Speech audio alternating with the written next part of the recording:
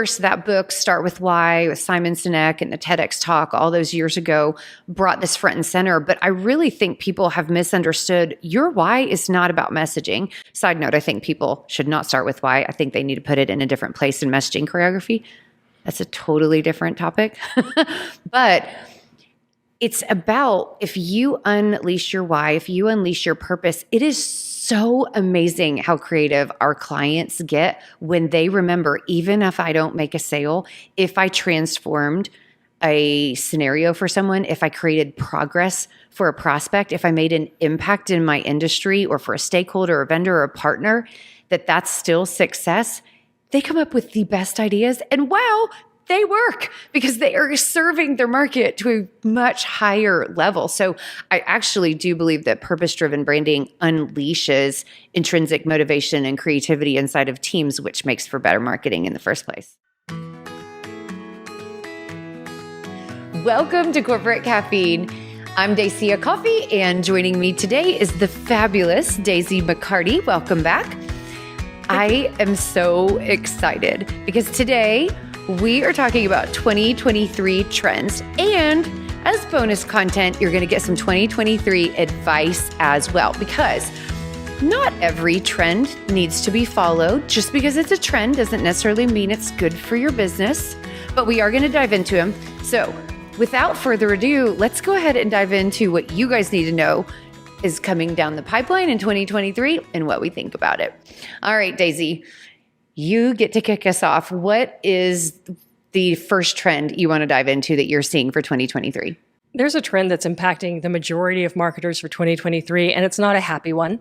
Most marketers are being asked to do better than ever with the same amount of money or less money than they had last year. Yes, you are not kidding. And one of the most concerning things about this is if you look at the CMO surveys, for literally since 2019, even pre-pandemic, the spend in some of the bigger companies is going up so much higher.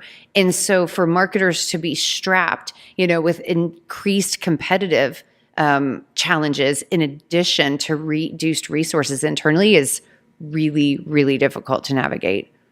It is. And I think one of the things I hear most often from marketers when they're faced with, you're either getting the same amount of money, which in an era of inflation means you're really getting less, or they're actively being asked to spend less. They need to know, what can I afford to cut? Was it safe to cut? And of what I'm keeping, how can I optimize it? Okay, so I think that's such a great point because prioritization is at the heart of this. So what's your advice when it comes to if you are in the situation where you don't have the full set of resources, time, attention, money, people that you need in order to launch everything that you want to, what do you cut? How do you decide what actually will create impact on the business and still perform? I think one of the most common areas for my B2B clients is understanding which trade shows they should really be attending. I have some clients that have 8, 9, 10 trade shows that they have always gone to, and they need to take a very close look at which ones they should actually be attending based on past performance and based on where their buyers are going. And it's obviously the best time to look at how are you getting the most out of those trade shows. Do you have a pre-show marketing strategy, assuming you do get some kind of access to an attendee list? Or if not, what are you going to be doing on social? What are you choreographing throughout the trade show booth experience? So you know exactly what you're saying. You have an offer that's compelling in the booth to turn interested parties into at least subscribers, if not into active leads. And then an aggressive strategy for post-show follow-up. So there's nothing that's being wasted. And then if you are going to spend on trade shows, instead of waiting to the last minute to see who has leftover booths, decide which ones are your most important trade shows and spend early to get the best spot that you can. And also, obviously, if you can do a workshop or lead a track or something at a trade show, that's going to be massively more effective than just showing up and having a booth. Well, I think that's that point right there is exactly at the heart of it. Are your trade shows structured and choreographed so that they actually do generate real sales qualified leads? Or are you just smiling and waving? I had a prospective client the other day say to me, oh, it's really obvious if I don't attend this trade show. And this trade show that he was talking about literally has over 2,000 vendors. And I said to him, only if you're number one or you're number two. They are the only ones that are obvious if they're not there. No one will notice that you are not there and that you're spending your money in a smarter place that drives more value for you and your clients. So yeah, is it driving leads? So simple. And for some people, it's even doing a post-show event, a beverage tasting or something like that that's more compelling than just a rushed, noisy conversation is a way that you can cherry pick who you are talking to and who you're attracting at a trade show. Yeah. Another area where I think a lot of marketers aren't realizing that they can do a lot of cutting is on services like ZoomInfo, where there's a lot of wiggle room and a lot of negotiating room. Those companies that have been monopolizing a specific area for a long time, they're starting to have competitors come into the market. You have a lot more negotiating power than you have in the past, and there is a ton of profit margin that's at play. Yes. So two things there. Almost everything is negotiable, you guys, including software. So just want to throw that out there that you can probably negotiate a better deal for a lot of your marketing resources. The other thing is I just want people to ask the question, how are we going to use the list? If your answer is, I'm not sure, or well, I think, ... No. If you cannot put a structured plan behind how that list is going to bring you value and how you are going to appropriately till and harvest that list, it's not of value to you. Especially since things like cold email outreach have become less and less and less effective. Yes, there are different ways to use that information, but for my clients in particular, one of the top pieces of advice for actually getting value out of a list is if you are reaching out to people who have not heard from you before, you need to be inviting them to a live event about a topic that they cannot miss, that you know your target market has such a massive interest in that they don't care if you just reached out from nowhere because they're going to get an hour or 90 minutes of being given actionable advice on exactly the problem that they're trying to solve. The problem they are trying to solve, not the one you think you are trying to solve for them. Yes, the problem as they see it, as they frame it. Focus on optimization. So if there are tactics that are huge time sucks and you're not 100% sure how to attribute the impact on the business, be really thoughtful in regards to where you're investing your time and shift that time investment to optimizing what is working. You and I have seen this so frequently that there are leads hidden in their tactics. It's amazing how many real leads are already in people's lukewarm email list that, went cold during a late stage sales engagement or all different places, but there's so much to harvest right in front of people, and they're not thinking optimization. They're always thinking, and this, and this, and this, and just adding on instead of harvesting more out of what they're already doing. Yes, there are so many leads that are already in your contact database, already in your existing audience on social media, and you just have to figure out what's the next offer that you're making to them that has enough value for them to re-engage. Yes. And it's not buy my stuff. It is not buy my stuff, not ever. It never has been, and it's definitely not true now. I love it. Okay, so the next one that I have on my list in regards to trends for 2023 is purpose-driven branding. And I also want to add the phrase in there, heart-forward branding, because I struggle a little bit with how jargony purpose-driven is getting. And I think that this one's fun and interesting and super important because I think we need to talk about what it is and what it is not. So purpose-driven branding is a trend, is a continued trend because this is how buyers want to buy. This is what they want to pay attention to. It's what's resonating. It's a trend because it's what's garnering people's attention, interest, and trust. But it's not about just being on trend, on hashtag, grabbing something that's media worthy, whatever you want to call that, or cancel culture. I think that's really, really important is it's about being worthy of being believed and trusted and paid attention to. Absolutely. And the purpose is the thing that you're for and not what you're against. Yes. And that's what gives it the longevity. And you're absolutely right. People want to do business with people who share their values around what they're for and what they want to see more of in the world.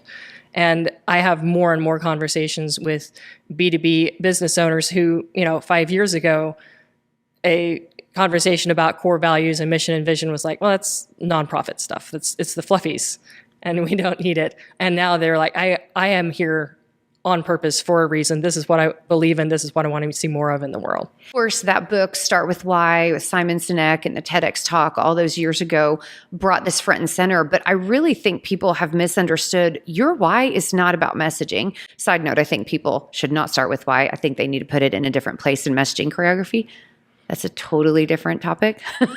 But it's about if you unleash your why, if you unleash your purpose, it is so amazing how creative our clients get when they remember, even if I don't make a sale, if I transformed a scenario for someone, if I created progress for a prospect, if I made an impact in my industry or for a stakeholder or vendor or a partner, that's still success.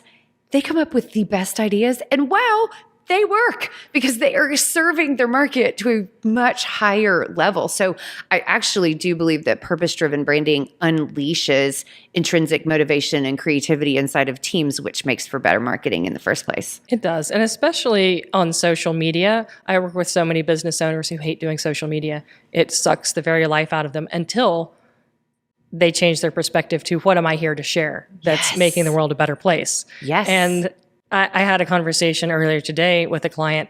He was talking about a video that he had done where he was asked a question. He got a little fired up in his response to it. Not in a ranting way, but just he finally brought emotion into the conversation that he was having. And he got so much better engagement, so much higher interest in that video compared to other videos. And it was because there was passion and there was purpose behind what he was talking about. Oh, and it just resonates when you see that fire in someone's face and you hear it in their voice. I'm paying attention to that. That at the very least brings out curiosity. So yes, I love it. I love it. All right. What's the next one you've got on your list? I think the next topic that we should talk about is about the focus on post-sale engagement. So I think when we were talking earlier, you call this customer retention. It's part of the overall brand experience, and it doesn't stop after the sale. And for a lot of, especially smaller B2B companies, I often see, if I look at their marketing budget, they have nothing allocated to customer retention. It's not on the radar.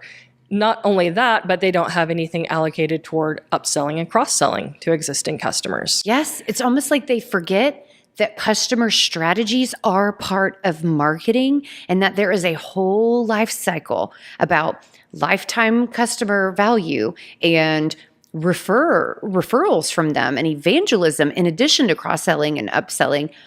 I had a client a number of years ago, and this is an embarrassing story to tell, but I have to tell it. 6 months into the engagement, we're not seeing the numbers move like they should. Now, we're seeing the leads turned and we're seeing the deals closed, but we're not seeing move on revenue. So I finally decided to ask the dumb question, well, what's happening with that revenue number? Can you show me how your revenue is breaking down? I don't understand why we're not accelerating when the leading indicators are showing that we should be. Yeah, they were basically losing a client for every new one that they got. 6 months in, I was mortified that I did not think to ask about customer strategies early on because I just assumed ops had it, but they do not. And that was, thank God we found it. And then we were able to layer marketing strategies on top of that and delight clients. But I'll never forget that moment. I mean, literally jaw on the floor. What? Why did this not come up? Why have we not talked about this? And so I think it's so, so important. And to your point about ops not being aware that this was part of the strategy, operations, customer service, even if you have account executives that are working with customers one-on-one, they don't always understand that marketing is supposed to be playing a role in all of the areas where they're supporting customers. Yes. And it's okay to ask for that help, and marketing should be ready, willing, and able to provide the strategies and the automated touch points and all of the things that keep customers delighted. And it's so exciting because marketing can help your other team members go up the value scale, highest and best use, by offloading some of that writing, some of that frequency of, and also create a virtuous cycle back of that feedback that they're getting that can then re-inform marketing and messaging around what's really happening in our life cycles of our customers and what are they really experiencing. I mean, so many good things when you get your whole team aligned around the value that you're creating for clients. And you'll also get a lot more testimonials and Google reviews and all of the things you need in order to make your marketing better when you're reaching out to new prospects. Yes, absolutely. So I think I want to bring up one tiny, not so tiny, but one final little thing on this is that people need to realize in regards to customer experience that buyer's remorse begins before they sign the contract. It begins before they are onboarded. The second they go, oh, I think I like these guys, they immediately shift into fear, nervous mode, and all of a sudden their decision-making criteria shifts to all the things that could go wrong. And if you are excellent at navigating the prospect experience, that should be a phrase out there, but if you're excellent at navigating and choreographing that with integrity, excellence, and calmness so that you're removing friction and you're anticipating slowdowns and change management that has to happen, holy cow, are you setting your team and your company up for real significant impact because of what you did and what you taught them about what it's going to be like to work with you. Yes, you want to see customers as they're being onboarded, they're just as excited as the first day they met you, if not more. And deliberately maintaining that excitement rather than letting people fall into fear is definitely an important piece of that, setting people up for an ongoing good customer journey. Yeah, I love it. I love it, love it, love it. Okay, so the next one I've got on my list is the fact that there is significant and massive changes in buyer behavior. And I don't know, maybe this sounds like Captain Obvious because I feel like we've been saying this for 10 years, but I mean some significant sacred cows are not at play anymore. Things are not working how they used to. So I think the easiest way for me to dive into this one of what I'm seeing is to give some examples. So demonstrations, demos for software or any other company that has to have proof of concept. They don't work like they used to. The days of your very first call should be a demo so that the prospect understands what they're looking at. Dead in the water, doesn't work. They have got to be re-engineered around how is the buyer moving through their decision. Because we used to say, and the studies used to say, that buyers are 2/3 of the way through their buying decision before they talk to a sales rep. They're saying now that they're 80, almost 90% of the way through before they talk to a live human. So if this long, cumbersome demo is the first thing they experience with a human, you're in trouble. You are not delighting anybody in that part of the sales cycle. Yes, people are definitely more and more protective of their one-on-one time than they have ever been before. And what it takes to lead them into the right frame of mind for a demo, you have to provide value before the demo, and you have to do it over and over and over as many times as it takes. Yes, 100%. I just think, we use that phrase choreography all the time, but that really is what it should be, is paying attention to what buyers are really doing, what they're really asking, what they're really experiencing, and then re-engineer, re-choreograph your sales process and your prospect experience based on what they want. So, some people in the industry call it like leaning your sales cycle or leaning your selling process. And I just think that's such a great approach. It's better for your selling and your closing ratios, but then you're bringing value throughout. I mean, it's literally your brand and servant leadership in action if you decide to take the time to do that and think through that process and pay attention to how buyers' behavior actually has changed and what it looks like in your industry. One thing that I've seen in terms of bringing people into a demo that's a little bit different than most traditional salespeople are used to doing is you're providing a tool that's of value. the call to action for a conversation one-on-one is, would you like someone to help you use that tool and walk you through it? You walk them through the tool, and then you have the right to ask, there's an easier way to do this if we do it for you. Can I show you, what that would look like? And that's an easy yes for people. They've already had that first connection with you. You've given them a tool. You've given them free advice on how to use it. And, it's not even like set up a separate call. It's just on the call. It's a natural conversation. And it's not bait and switch because you've already given them exactly what they asked for. That is the key. The death of clickbait. That is the key. And also it is a dramatic change in content marketing.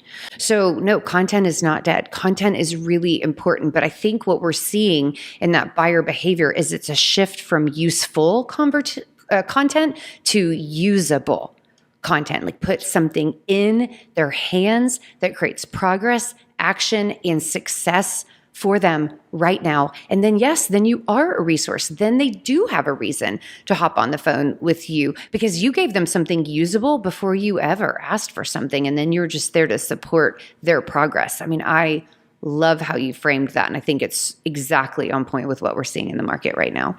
Very true. And this is where understanding what people actually are asking for and meeting them where they are instead of where you think they should be comes in. And I see this a lot with technology companies that have solved a complex problem that their customers don't understand. And they want to sell the solution instead of talking about what customers think their problem is. You have to start with what they think their problem is and not how you solve it. I can't help it. I have to jump up on this soapbox. People do not buy products and service in the business to business landscape.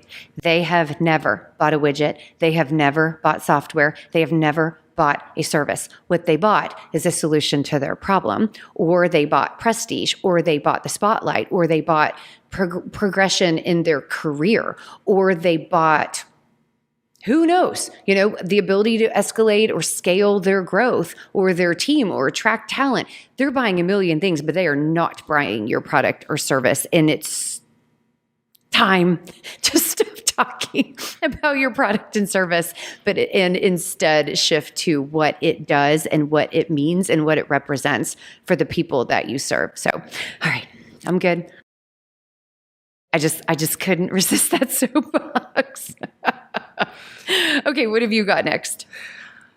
One of the top trends, speaking of content marketing, marketers are actually going to be spending more on content marketing than ever before in the coming year. And the number one type of content they're going to be spending more on is, of course, video. Mic drop, yep. And that's because in the B2B landscape, video makes every single thing you do work better. It makes your landing pages perform better. It makes your email marketing perform better. It makes your social media perform better. It makes your sales conversations perform better. Everything that you do is better if you're doing video with it. Yes. I am so excited by this one. We've been beating the drum on this. Everyone's been hearing this, but also internally, we're just really focused on how do we solve this for our customers and our clients, because there's a lot of people that don't want to be on video or they don't have time to be on video. But I would argue, how do you not have time to drive better results with what you're already doing? You can't carve out 1 hour a week or 1 hour a month to completely revolutionize the outcomes that you're getting from your existing marketing efforts and sales efforts. And we're not talking about marginal improvements. It's not like 10% better. It's 3 or 4 times better. Yes. It's not something that you can afford to ignore if you actually want to get results out of the marketing efforts you're putting in, because you're going to spend time, you're going to spend money anyway. If you have a landing page and you're spending $2,000, $5,000 on Google Ads driving people to it, and you could triple your conversions by having a video on the page that shows people what they're about to get. Absolutely. Do it. Absolutely. And then this touches on so many other things. It does go back to purpose-driven branding. There is a difference when you are on camera and you create an environment for that person, like you, the client you were talking about earlier, where there was fire, like when he got riled up, like authentically and in a great way where people can go, oh, that's significant. That's something I need to pay attention to. That's worthy of emotion and passion. Wow. Something just changes when you let humans communicate in a human manner. But then also, there's over the years been so much talk about repurposing content, which you should, but we have found for clients and for ourselves, man, you get a lot of repurposing if you start with video content and then re-engineer. What can we do if we chop it up or do this or put it on landing pages or transcribe this or create quotes or create pictures or do clips or change it with captions? I mean, there's so many directions that you can go if you start with a real conversation and a live person talking about something of value. And another thing to remember is that Google now owns YouTube, and they love to show videos to people. And most of your competitors are not going to take the time to build a content strategy for SEO using video, which means you can leapfrog people that have been writing content for 10 years more than you have, and you spend all kinds of money on SEO, both paid and organic, if you're just willing to put together video that Google is going to pull and show on top of their content. Yes, yes. And they will continue to refresh video. They'll suppress old things that are not resonating anymore. And so it's not like you're late to the game. Video content has to be relevant and new. And there's a lot of data and algorithms making sure that it's good content, and people just won't like and watch your video if it's not worthy. So, I mean, I think that, that if anybody's saying, oh, but we're too late to the game, not true. Not 100% not true. Most people are not doing even a fraction of the video that they should be. No, absolutely. Exactly. And one more point before we leave, that a lot of the reason that marketing departments and companies as a whole have not done videos, they think everything has to look like a TV commercial. Everything has to be highly produced, super glossy, and that is not the case. Yes, there are some pieces of your video content that do need to be professionally shot, but don't let that hold you back from doing the 100 other types of video content that are just you being real on camera in a conversation that matters to your customers, because it drives so much engagement on social. It drives so much trust in all of your other aspects of marketing as well. Yes. One tiny little piece of advice for people, because I hear a lot of times people go, but I don't know what to talk about. And they say this about social media in addition to video. Like, what do I put out there? Okay, so yes, sure, you need to talk about your product or your service a little bit, but there's a lot of other P's, and I don't mean the marketing P's to talk about. Talk about your people. Celebrate the people that inspire you. Talk about the books that you're reading. Talk about, share a quote. Talk about anything. Talk about what's happening just in your life, in your team, things that you're learning. So the people aspect. Talk about your passion. Why you do what you do, what's interesting, what you're excited about, what you are advocating for, what needs to change, how things should be. You can talk about philanthropy or philosophy. So are there things that you want to share your spotlight with, like nonprofits that deserve some sort of love and attention from your brand and that you support? Is there anyone else where you can be generous in the in the microphone that you've been given, so to speak? And it could be a vendor. I mean, it could be a partner. It could be anybody. I mean, somebody in the community doing something really good, but shout outs can go so far. And it can go on and on. We could do pets as a P. I'm only kind of kidding. But my point being is that it's human. And there are so many avenues, especially when you're talking about video, where if you're doing just something really quick, will still resonate, and you can be on brand without just talking about your product. And of course, the other place to look for ideas is keyword research. What do people actually want answers for? Yeah. And if that needs to be your starting place, let that be your starting place. That is one of the things that I wish I would have come to much faster years ago. And I think we're probably going to dive into thought leadership a little bit, I'm guessing in the future on this podcast, but yeah, just give people what they want. Stop worrying about what you want to say. And there is a lot of data out there about what people are looking for, the words that they use, what they are struggling with. You don't have to figure it out. You can let the data, let the tools literally show you what people need you to be talking about, and then just go talk about that. Absolutely. And just for those of you who are going to go out and do some keyword research, there are different research tools for Google and for YouTube because people search different kinds of things, but the content usually performs well across both platforms. So look in both places to find ideas. I love it. I love it. Love it. Okay. So I'm going to switch to another one that we've got on the list. And this is actually a funny one based on a test we've done recently. And it's the trend of AIs taking over the world. Maybe not the world, but it is definitely here to stay inside of the marketing landscape. Now, we all know that Google has been running AI algorithms forever, and so is now the metaverse, and they have been doing the same thing. But now it's showing up in a lot of different places, and we've been testing them out, trying to make sure that we're figuring out what's the role that AI should play in the world. And so one of those tests, for instance, was, can AI reproduce video content, reproduce humans like a deep fake? What did you think about that test?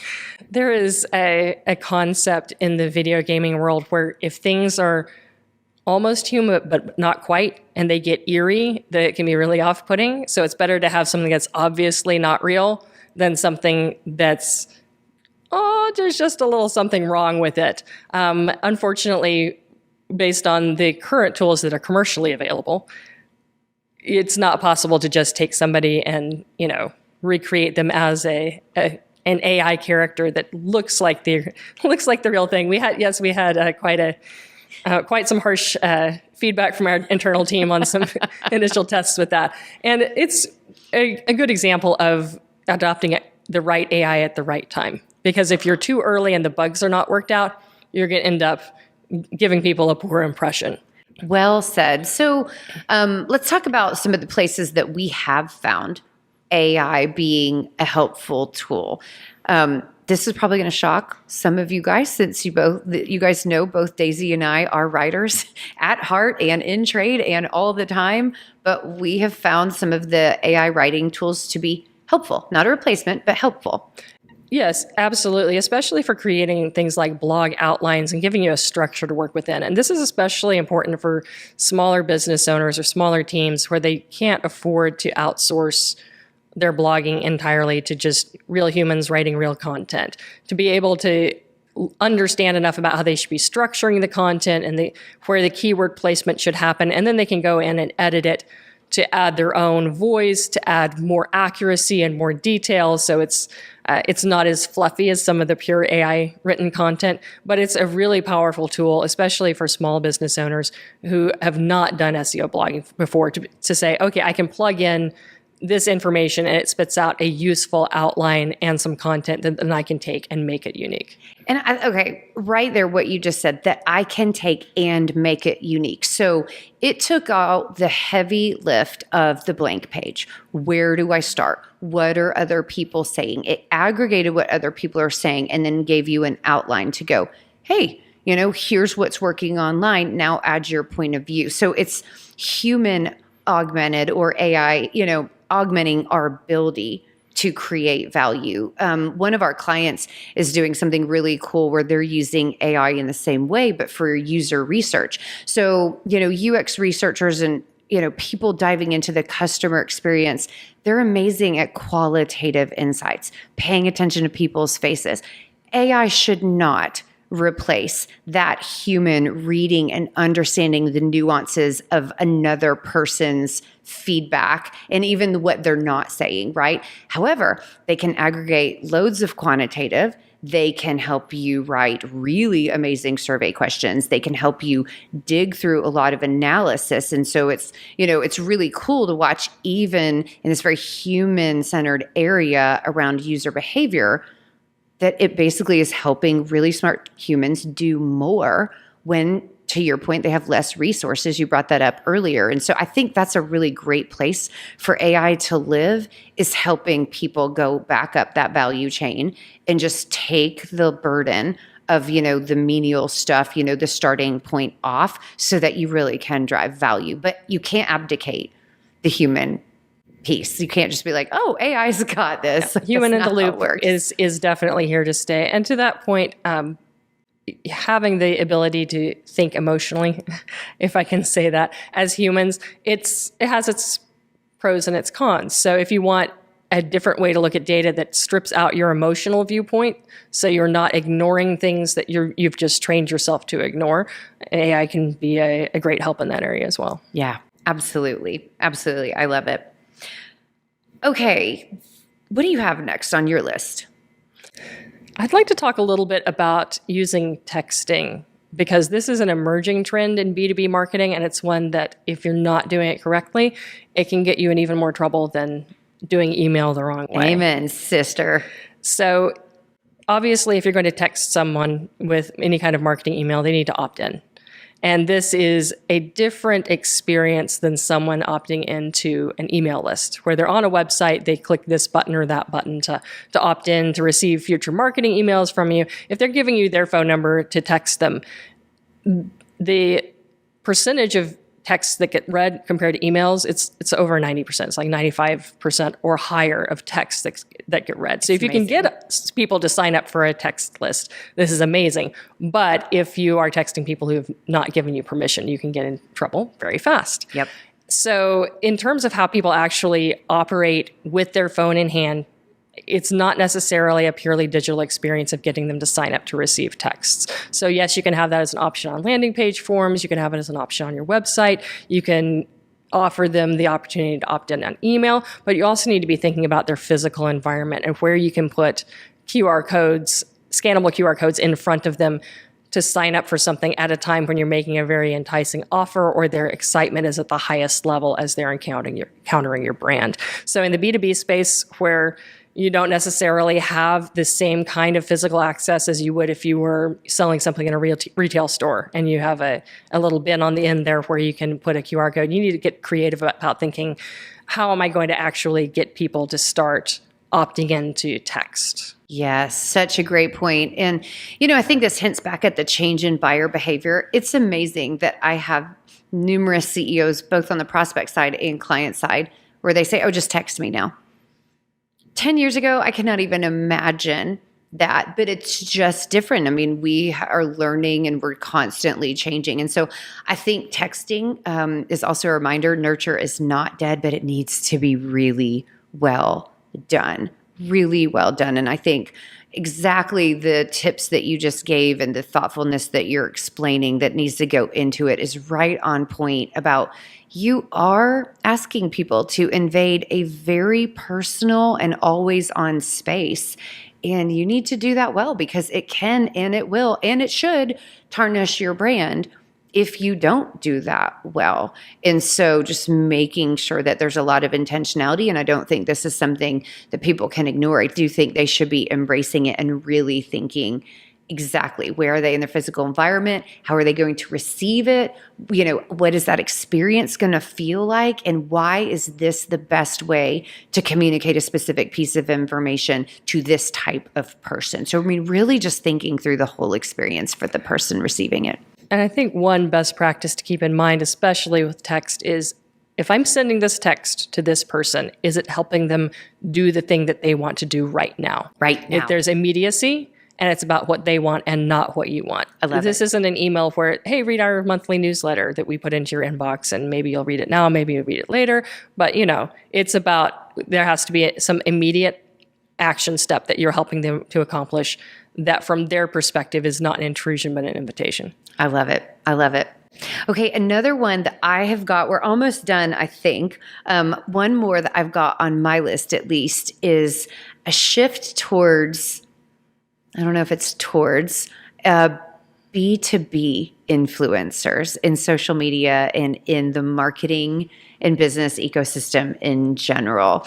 I think we're seeing this in this interview style type of podcast and videos. I'm seeing a lot of people working together and co-promoting brands. And really, for me, this used to be squarely business to consumer only. You just did not see this in business to business. But I will tell you, we I am now having publicists reach out to be on our podcast and on our live streams. And I was like, wow, this is so interesting and surprising and fun and interesting. So, what do you think about this? I'm excited by this. And I do think even on LinkedIn, you see, LinkedIn pushing people towards follows and, who's trending and, recommending influencers in things that they're already interested in. So what are you seeing?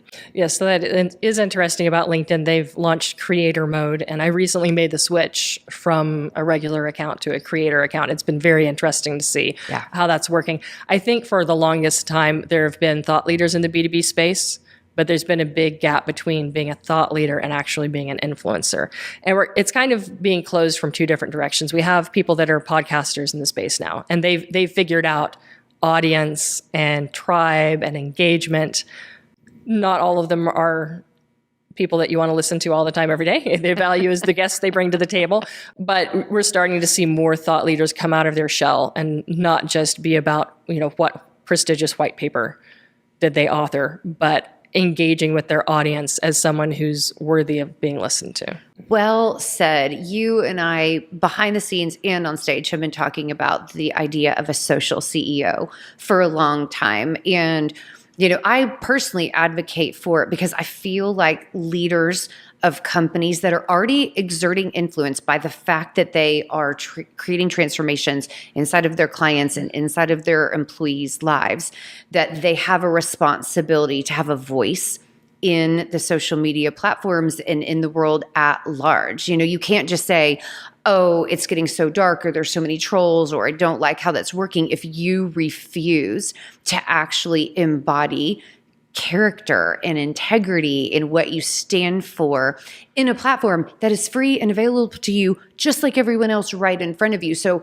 I have felt like it is a personal challenge to other leaders to put a voice of positivity and integrity out there. So I'm really excited about this. And I love how you are explaining that shift from thought leadership into influencer, because I agree with you. I think that's right on point, that it is definitely different. It's not the same thing. It's an evolution of where people were trying to play, but you have to bring more heart. You have to bring more authenticity. You have to bring your humanity to the table. It's not just about hiding behind a byline anymore.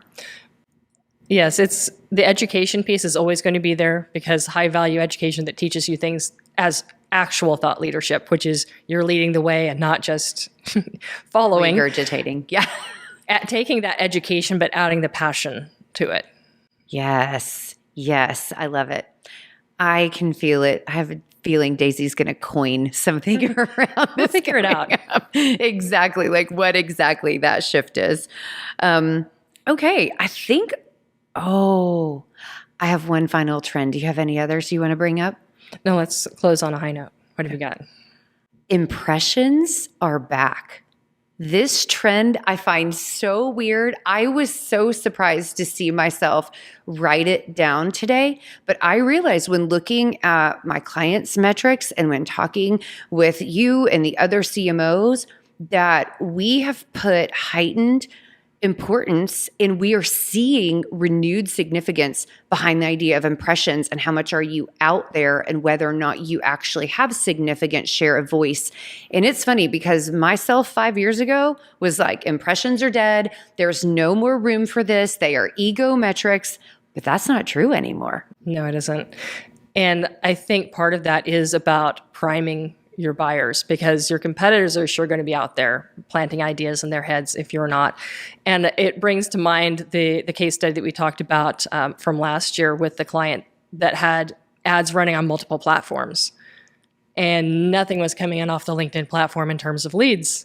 But once LinkedIn was paused, everything else cratered because that buyer persona was being primed just by seeing the ads, not clicking on them, not filling out a form, but just that constant presence in their business landscape. So when they saw the ads on other platforms where they were in the mind space to make a yes decision, they were already primed to buy. So yes, impressions, you can only understand the real value of them if you're looking at your entire ecosystem.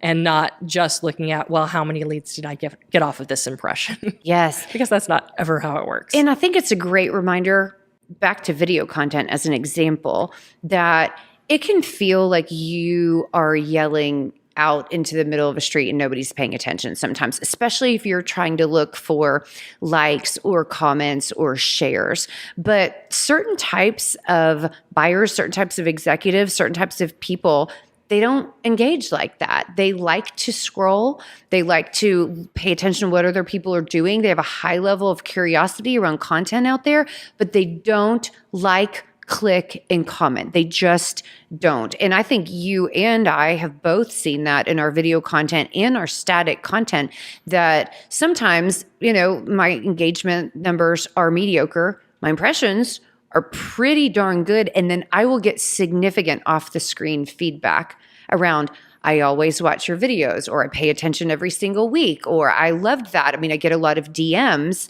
that are not in those engagement metrics, obviously. And they are validating that the impressions are real and that those are not fake metrics. They are really those pauses that people are watching actually are reflections of people paying real attention and actually us making an impact in their thinking and showing up in their ecosystem. And that goes back to quality of content. So impressions of good content and good messaging and things that have an emotional impact, that's what you're driving toward, not just, I'm going to churn out 20 pieces of content today because he who shall not be named said that that's how you do social media, so I can get as many impressions as possible. But are you saying something that's of significance and of value? So even if somebody's scrolling past and glances at it, they're reminded why they keep you in their feed. Yeah. And I think also it's a reminder too, and this is going to get a little bit into the weeds, but it's okay. We have smart audiences, that running awareness campaigns alongside of high value content can be so beneficial. And it's interesting because this is standard fundamental stuff when it comes to consumer goods and products in our day-to-day life. Dilly, Flow, Geico, they beat the drum. They are constantly saying the same thing because the brain has a familiarity bias that the more you see something, the more you trust it. And it does not matter if you have a high level of natural skepticism, the brain starts to trust what it sees and hears frequently. It just does. Our neurons shift based on familiarity. And so in the business to business world, we get bored with our own messaging, but that's not how a recipient experiences it, especially when you're doing it in a really smart way where you're bringing value. And on top of that, you're making sure that your name is and your brand and your purpose-driven brand is affiliated with the value that you're bringing. And so that you're really thinking, again, about that ecosystem. But you're allowed to beat the drum. It works. That's why Super Bowl ads run way past Super Bowl. And this is so funny because I did a social media workshop at SCORE a couple of weeks ago, and we were talking about going viral is not a strategy. It's something that happens sometimes, but as often as not, if you don't actually have a way to capture that audience on an ongoing basis, it's a flash in the pan. And I asked the participants if they'd seen any viral content lately, and everybody was like, oh yeah, I've seen it. And I said, give me an example. Nobody in the entire room could tell me what viral content they had seen because it was just a moment of attention and nothing beyond that. But if I say the best part of waking up is, you know how that ends.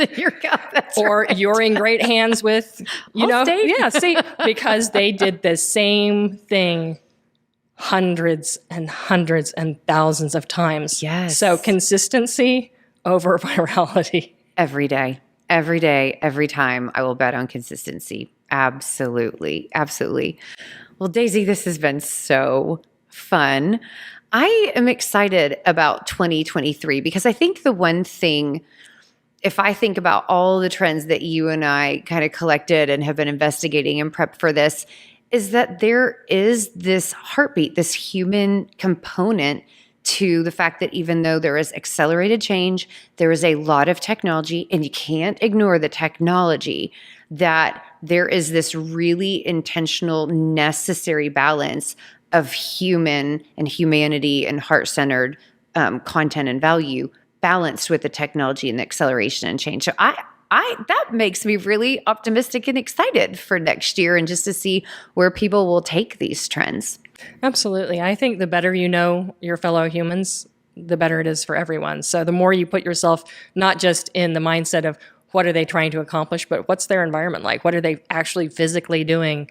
What are they looking for? What answers from their perspective do they need to have? It just makes your marketing better, and it makes your ability to connect and serve much better.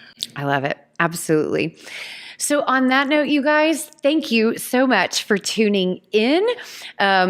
Let's get ready for 2023. We would love to hear any of your questions. Please post them in the comments. We always respond. We geek out on this stuff. And so we're really curious about what you're thinking and what you're doing and would love to hear you. Also, if you haven't yet, please make sure to hit that subscribe button. Really good for us and just really, really appreciate it. And if you feel so compelled, if you think it's worthy, we would love to get a review from you as well. So happy end of 2022. Make it count. Good luck finishing up your fourth quarter, and we'll see you on the flip side. Onward and upward.